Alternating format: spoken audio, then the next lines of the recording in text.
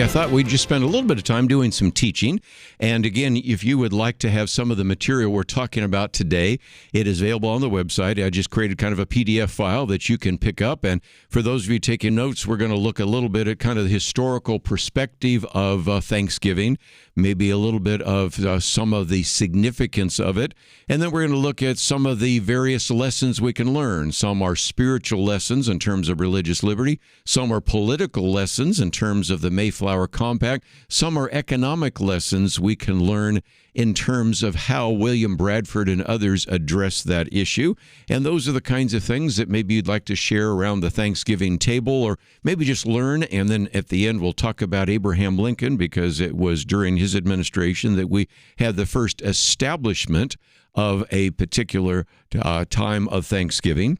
And I might also mention, and I'll hold it up for those of you watching online, this book that we talked about a week ago, put together by Leland Ryken, A Treasury of Thanksgiving. Matter of fact, he even has Abraham Lincoln's original Thanksgiving proclamation. I'm going to read a different one than from in this book, because the one that he gave later on, I think, is even more pointed and actually a good way to kind of end this hour as well. And of course, the history of all of this is that the Pilgrims had set aside a day of Thanksgiving after they had founded the Plymouth colony, and it was kind of the first permanent settlement in the New England area. Now, some people have pointed out that we've had other Thanksgivings. For example, there was a sort of a Thanksgiving of sorts in Paladuro Canyon in Texas in 1541. There was one in Florida with the French Huguenots in 1564. And you can also recognize that the first colony that we think of is oftentimes Jamestown, and that was in 1607. But the bottom line is that the tradition that we talk about today really goes back to 1620, and then the Thanksgiving in 1621. Now, you might know them as the Pilgrims, but it's going to be important, especially if we talk a little bit later this hour about religious liberty. They were originally known as the Forefathers or the Founders, and they were those who actually wanted to separate from the Church of England. And one of the reasons they came to the New World is because they wanted to enjoy that religious freedom that they have. Now, the term pilgrim actually comes from William Bradford, who was a colonist. I'm going to say more about him in just a minute, because he gave us, if you will, a whole history of the Plymouth plantation from 1620 to 1647. And this idea of being a pilgrim actually is taken, if you're not familiar, from 1 Peter 2, verse 11, where we're talking about the pilgrims. And so the situation, to put it mildly, is that you had a time in which the pilgrims were actually living in exile. They had been in England. They'd go to the Netherlands. I'm going to fill some of that out a little bit later. But then once you go to that particular point, they were able to actually obtain a charter from investors in England to establish a colony in what today we would kind of consider kind of New York or Pennsylvania. That at that time was just kind of called Northern Virginia. Well, they had a problem because, indeed, the charter was for that part of what was called Northern Virginia, but they were blown off course and instead landed in what today we call Plymouth, Massachusetts. There's some evidence that maybe they actually did not get blown off course, but maybe even the sailors deliberately took them off course. But for whatever reason, they eventually were able to set foot on land. And we have, of course, one of the prayers and statements about that particular situation. And again, in the PDF, I have that, in which they say, being thus arrived in a good harbor and brought safe to land, we then fell upon their knees and blessed the God of heaven, who had brought them over the vast and furious ocean, and delivered them from all the perils and miseries thereof, again to set their feet on the firm and stable earth. You've got to understand that you had 100+ individuals on this very small ship, which actually is no bigger than the studio and the offices where I'm broadcasting from right now. I mean, we're not talking about a luxurious ocean liner. We're not talking about a cruise ship. We're talking about something that is amazing that people would get in such small ships and go all the way across the Atlantic to establish a colony. But they did have an interesting set of circumstances, and that is, the bottom line is that they no longer had a charter for where they were going to establish a colony. And so before they completely disembarked, they actually pulled together what is called the Mayflower Compact. And if you've never read it, let me read it real quickly.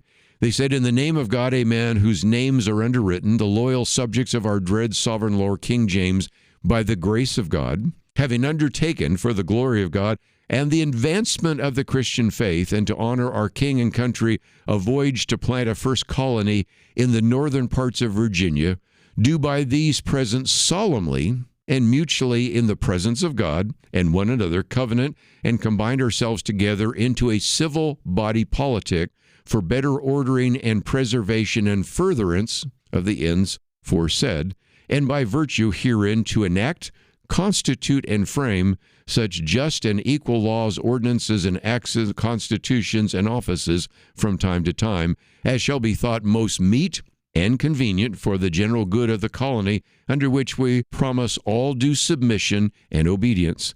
In witness whereof we have hereunder subscribed our names at Cape Cod in the 11th of November in the year of the reign of our sovereign Lord King James of England, France, and Ireland, Anno Domini 1620. But you have to realize what they had then embarked to do. 103 pilgrims come off of the Mayflower. Actually, they started with 102. How'd they get 103? A berth on the ship itself. But 103 pilgrims get off the Mayflower. After that first terrible year, 51 of them died. Can you imagine that? 51 of the 103 died.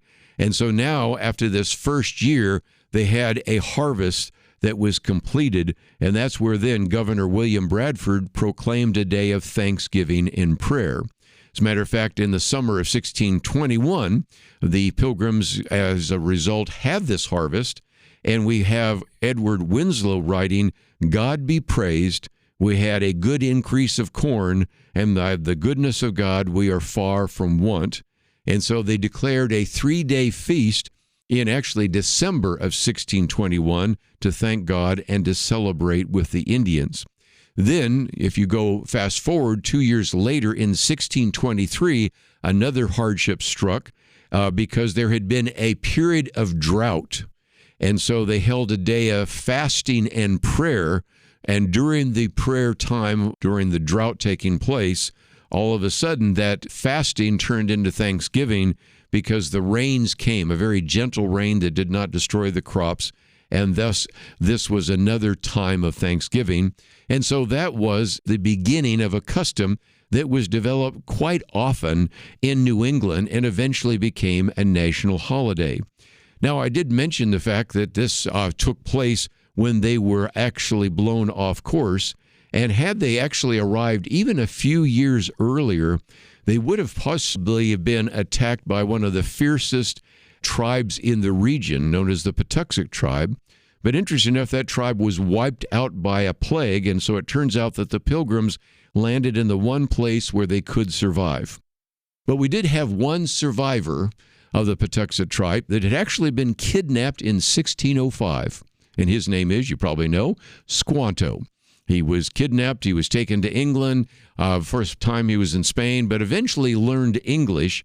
And the reality is that when Squanto, who now had returned back to this area and no longer had the tribe that he was with, the Patuxent tribe was with the Wampanoag tribe, instead learned that the Pilgrims were there, he came to them, and imagine their surprise as this Indian steps out of the clearing and speaks essentially perfect English.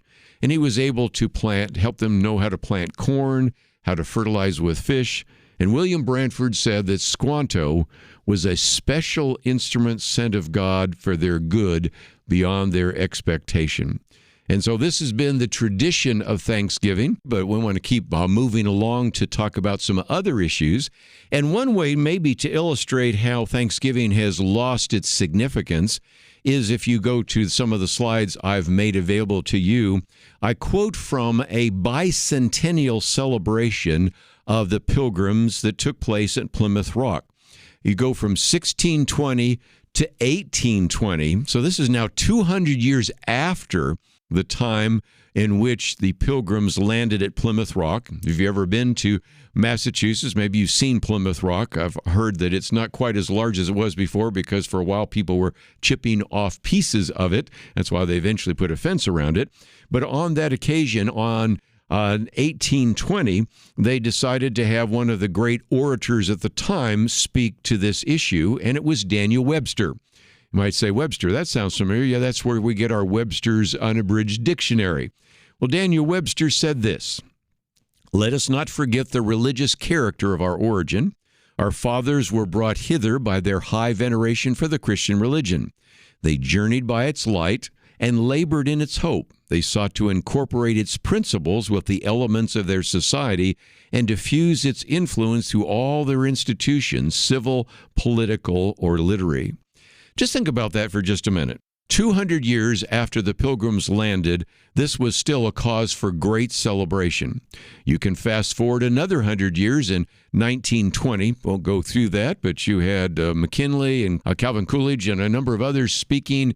And then, of course, we just had the 400th year anniversary in 2020. Do you remember any celebrations then? Not exactly. If anything, it was used as an occasion to vilify America. And I think it just illustrates a point that I've made before. I've used this with the Boy Scouts. You know, when the Boy Scouts were first put together and the establishment of the first Boy Scout troops were put together, I think it was in 1910, the Boy Scouts were the very center of American life. They were such a valuable contribution to society. But by the time we get into the 1980s and 1990s, the Boy Scouts were one of the most vilified organizations in America. Not because they changed, although later they did a little bit. It's because America changed. And you see the same thing. There was a time in which we celebrated Thanksgiving and celebrated the fact that there was an establishment of a colony here and the establishment of later what became New England, America, and all of the traditions that we take for granted now.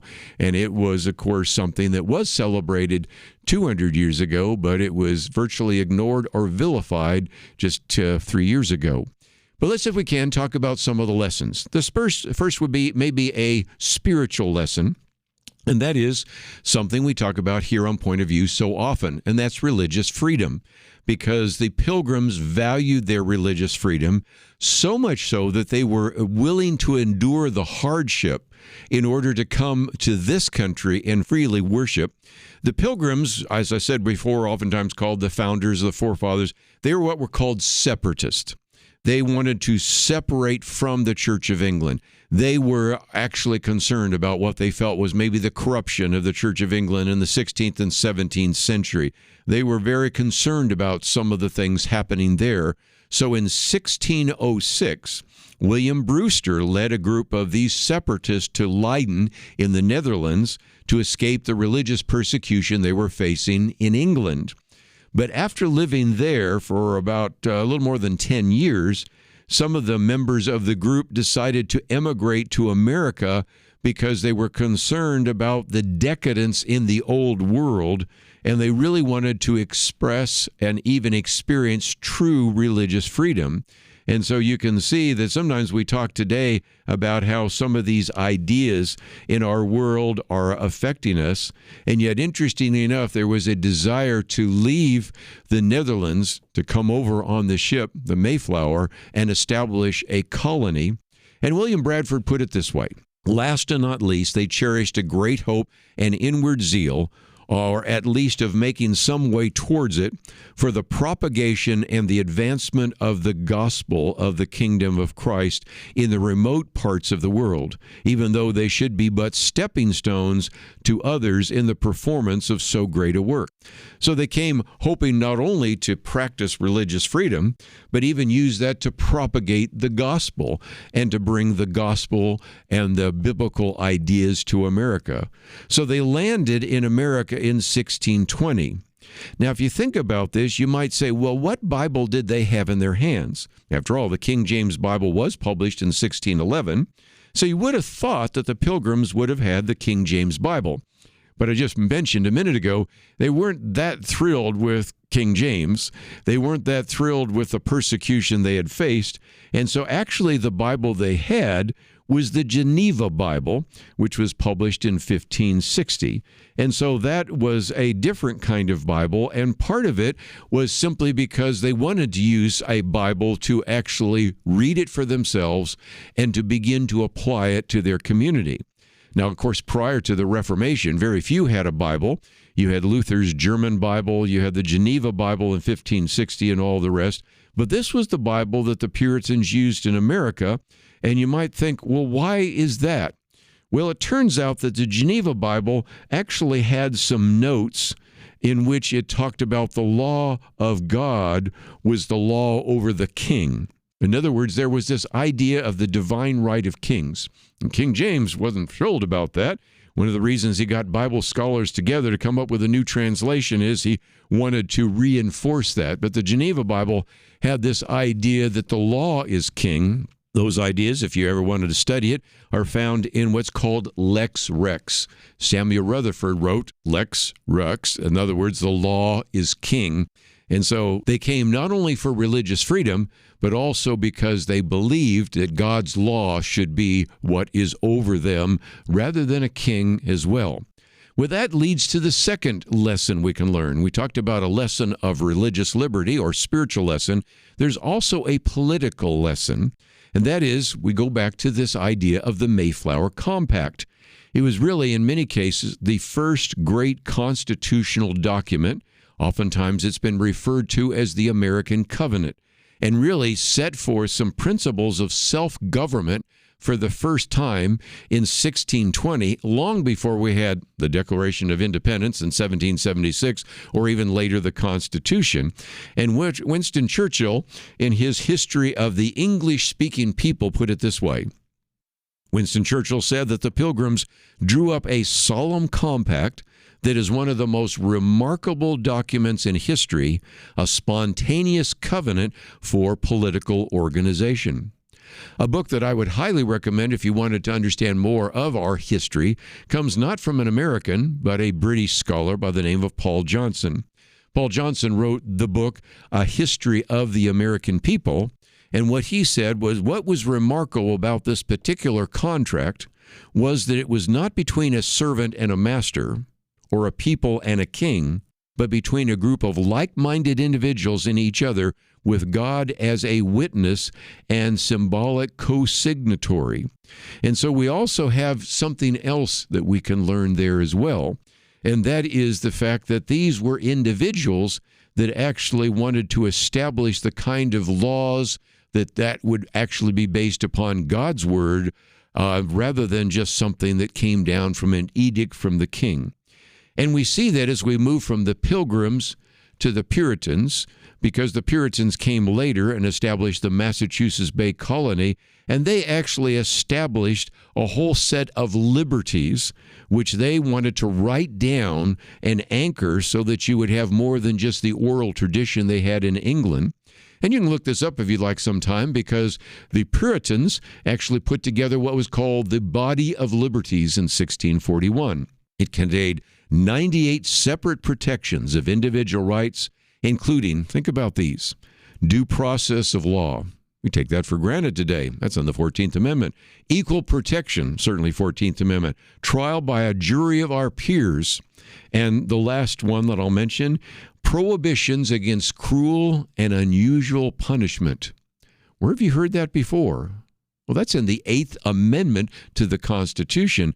But those kinds of protections were written down in 1641, more than 150 years before our Constitution. So once again, we can see some spiritual lessons and some political lessons, but also we have another lesson we can learn, and that's an economic lesson. You know, the first year in which the Pilgrims were there in the colony, it really kind of foundered. It did not go very well, as we pointed out. 51 individuals died, and some of that had to do with pestilence and disease, but some of it had to do with the fact that they were dedicated under their charter to a collective economic system. The settlers worked for the joint partnership, and so they were fed out of the common stores. if you want to think about it, each person produced according to their ability. They put them in the common stores, and then each one received according to their need. That sounds like Marxism. That's long before Karl Marx existed. But you had a problem in which it was described by William Bradford as something not working very well. This idea of communal farming really did not encourage people to be efficient and to work hard. Some people were working hard and looking at others that weren't working very hard. And so he instituted what today we would call a free enterprise institution or innovation. He assigned plots of land to each family to work, and as a result, then you could receive the benefits of your work, and you could either eat that, you could sell it, you could trade it, and there was, in a sense, opportunity for the colonists in the Plymouth colony to better themselves, to better their land, and to work to their full capacity. Now, again, this was implemented in 1621. You know, what we today call the foundations of the free enterprise system doesn't come until Adam Smith writes the book, The Wealth of Nations, in 1776. By the way, not only did we see this with the Pilgrims, we also saw that with the men at Jamestown. Thomas Dale, who was the governor there, realized again there was no connection between work and reward. So what he did was give each one of the men 3 acres of land and required them to work no more than 1 month for the common stores. If you do the math, it's basically an 8.33% or 8% flat tax. Don't you wish we had an 8% flat tax today? But I think it illustrates, again, another one of these incredible lessons, spiritual lessons, political lessons, even economic lessons. But let's wind down, and when we talk about the history of Thanksgiving, of course, these celebrations spread through the rest of the colonies until about the American Revolution. Then, during that time, Congress began to issue a number of different Thanksgiving proclamations, and some of those went out. George Washington, known for that as well. As a matter of fact, one of those proclamations that came out came out in 1776. After 5 months after the Declaration, there was a poor harvest and there was really bad morale. If you actually know anything about the military at that time, George Washington kept losing and retreating, and they eventually set aside a day of fasting and repentance, December 11th, 1776. Those of you that know your history know what happened next. That is, they got in boats, they crossed the Delaware, they actually were successful in Trenton and Princeton and other places and actually kept the war going. But then again, during the 3rd year of the Revolutionary War, again, there was real concerns, and so there was a day of Thanksgiving given. And then, of course, if you go to the material I have there, I show you one of the proclamations from George Washington, then president, in 1789, which talked about our duty to God. He issued many other Thanksgiving proclamations as well. And as a matter of fact, an individual that was very much involved in some of that is an individual by the name of John Witherspoon. Now, Pastor John Witherspoon was the president of what today we call Princeton, it was College of New Jersey back then. He was also one of the signers of the Declaration, but interestingly enough, was also called upon to draft a Thanksgiving Day recollection of some of those events. And as a result of that time of Thanksgiving began to be a little more institutionalized. George Washington also reminded the nation of God's protection and provision. Matter of fact, he recounted how he felt God had protected them in the Battle of Long Island, which again is just amazing that they escaped, and all the way to their final victory in Yorktown. And so there was certainly a real desire to call for times of prayer and thanksgiving. On the slides, I also give you a picture of one of the prayers of Congress. But how did we get this modern celebration of Thanksgiving? That goes back to a woman by the name of Sarah Josepha Hale, who convinced Abraham Lincoln to declare a national day of Thanksgiving. And his Thanksgiving proclamation came really at a pivotal point in his life. It actually came about 3 months after the battle at Gettysburg. And we do know that this was a time of very significant spiritual transformation of Abraham Lincoln, in which he says he committed his life to Christ.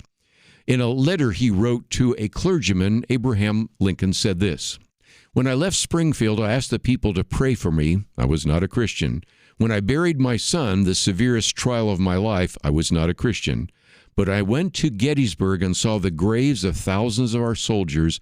I then and there consecrated myself to Christ.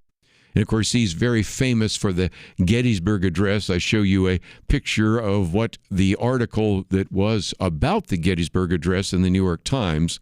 But I think it is interesting that in this particular book by Leland Ryken, he gives you the original Thanksgiving proclamation, which, again, if you haven't gotten a copy of this, probably still time you could order it or certainly have it for the future. But I thought I would read one that came later, which I think shows you the heart of Abraham Lincoln. He says, "We have been the recipients of the choicest bounties of heaven. We have been preserved these many years in peace and prosperity.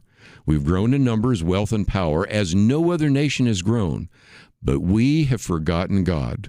We have forgotten the gracious hand which preserved us in peace and multiplied and enriched and strengthened us, and we have vainly imagined in the deceitfulness of our hearts that all these blessings were produced by some superior wisdom and virtue of our own. Intoxicated with unbroken success, we have become too self-sufficient to feel the necessity of redeeming and preserving grace, too proud to pray to the God that made us."